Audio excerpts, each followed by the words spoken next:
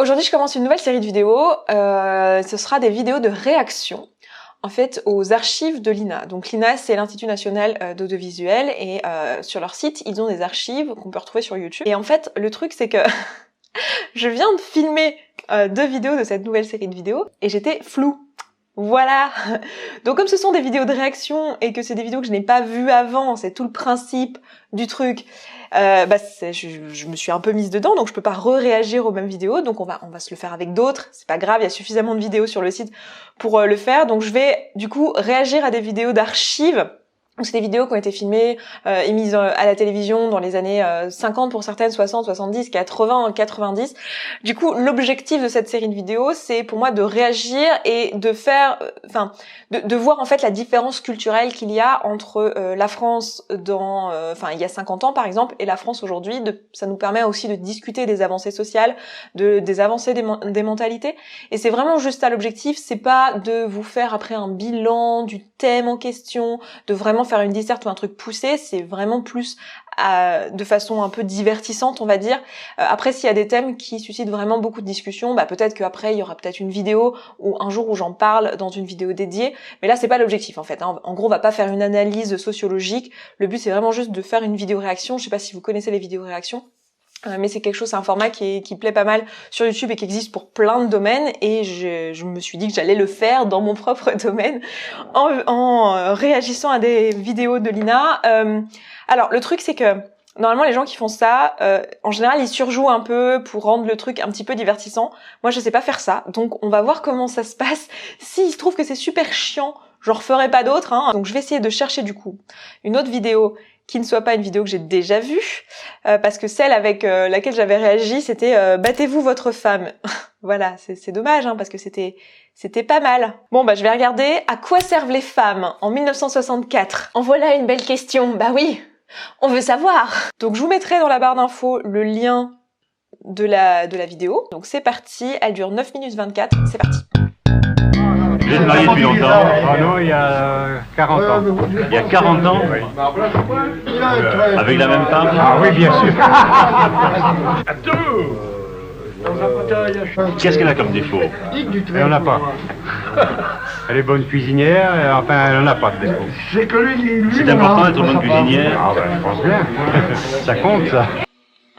C'est important d'être bonne cuisinière? Bah oui, je pense bien. Bon, on est en 1964, on s'attend à ce genre de choses. J'espère bien, c'est là-haut. Je sais pas si vous êtes bien avec vos femmes les uns les autres, mais enfin, quand vous avez envie de vous reposer ou de vous amuser, vous vous réunissez entre hommes quand même.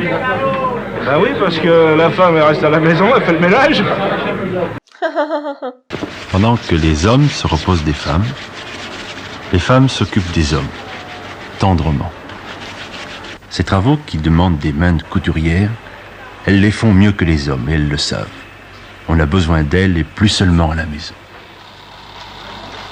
Certaines salles ne comptent qu'un ou deux spécimens mâles, des contremaîtres comme ceux que nous interrogeons. Personnellement, je préférerais commander à des hommes. Je préfère également commander à des hommes. Les hommes sont pas rancuniers. 2 heures après, c'est fini, tandis qu'une femme, ça continue de s'accumuler pendant des semaines et des semaines. Bon, ok. Bon, déjà, à la base, là, on est quand même sur un reportage qui a un biais féministe, même si ça paraît pas forcément hyper évident quand on voit toutes les injonctions qu'il y a et tout, mais on est quand même sur un reportage qui a pour but de dire le message, on a besoin des femmes en fait, on en a besoin dans la société et pas juste à la maison. Donc, ok, c'est cool.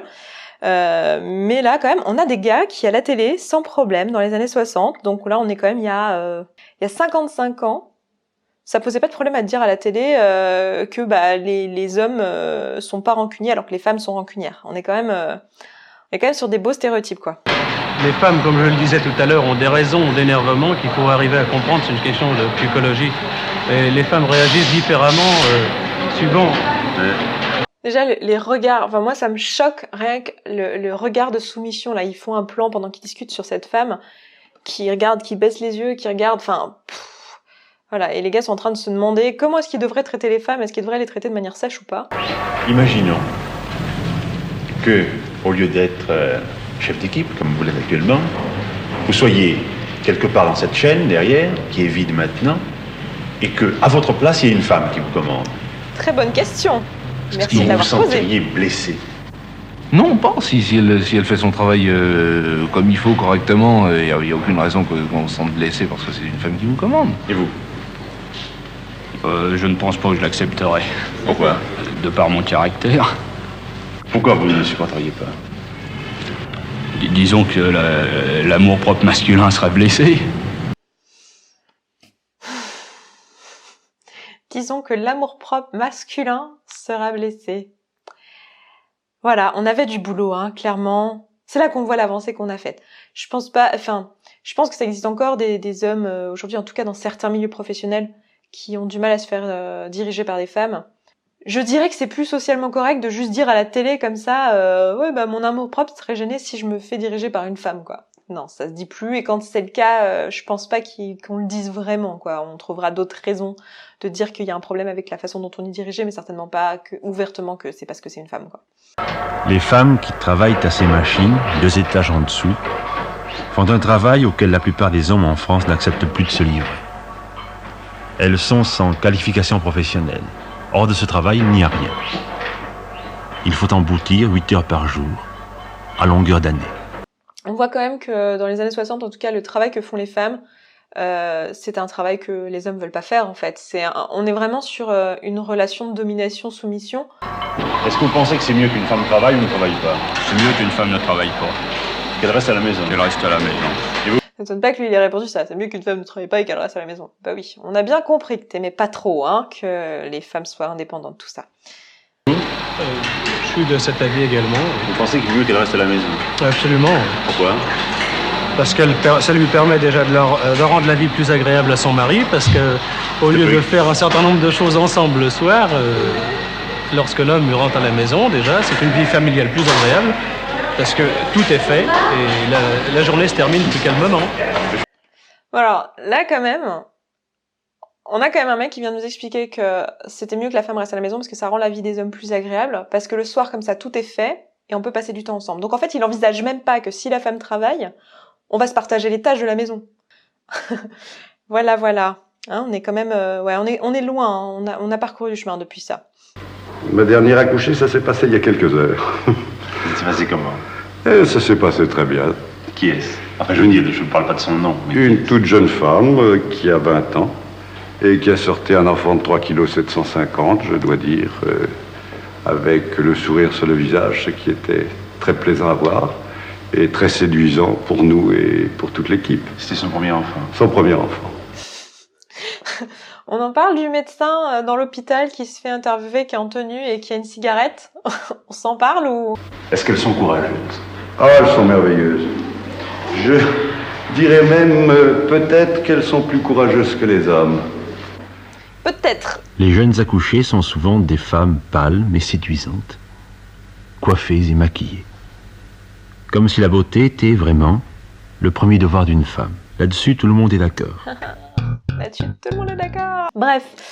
Bon, forcément, il y a pas mal de trucs qui me font cringer, mais c'est normal, hein. Il y a 60 ans d'écart. Donc voilà, il y a 55 ans, on va dire, d'écart entre cette vidéo et aujourd'hui. Donc évidemment, la société a évolué et c'est tant mieux. Moi, ce genre de vidéo, ça me permet vraiment de mieux comprendre comment on en est là, en fait, et pourquoi il y a certains fonctionnements dans notre société qui me dépassent. Parce que moi, il y a des trucs, faut voir que je suis sur cette planète seulement depuis 86. Donc en fait, tout ça, j'étais pas née et ça fait partie de l'héritage culturel que j'ai aujourd'hui et qui m'influence. Mais en fait, je n'avais pas accès à cette information sans ces archives, donc ça me permet vraiment de comprendre ma propre culture. Moi, je trouve ça hyper intéressant. Et après, j'en veux pas du tout. Alors même si je vais être piquante dans ces vidéos parce que je réagis, hein, je vais être piquante par rapport aux gens et à ce qu'ils disent et tout, mais j'en veux pas du tout aux gens. C'est juste que, bah voilà, c'est super intéressant de voir que, bah, on en est plus là, quoi. Et on l'oublie souvent, surtout quand on est frustré, qu'on vit des trucs un peu sexistes, qu'on se voit rappeler que on devrait quand même être plus jolie, qu'on devrait sourire un peu plus. C'est des trucs qui arrivent tellement au quotidien. Moi, le nombre de fois où je suis juste en train de commander un café et qu'on me fait remarquer que, bon, quand même, je pourrais sourire. Des fois, c'est frustrant, mais voir ce genre de choses-là, ça nous rappelle aussi qu'on a quand même pas mal avancé, donc c'est normal qu'il reste des traces, en fait, de cet héritage-là. Et je dis pas que ça veut pas dire qu'il faut le changer, hein, mais voilà, c'est inspirant en tout cas. Donc voilà pour cette première vidéo, je m'arrête là. Dites-moi si vous voulez en voir sur certaines vidéos bien précises, si je les ai pas vues ou si je les ai pas vues depuis très longtemps et que du coup je m'en rappelle plus, je ferai une vidéo de réaction dessus. Donc n'hésitez pas à m'en suggérer. Et puis bah écoutez, moi je m'arrête là, je vous embrasse et je vous dis à très vite. Ciao ciao.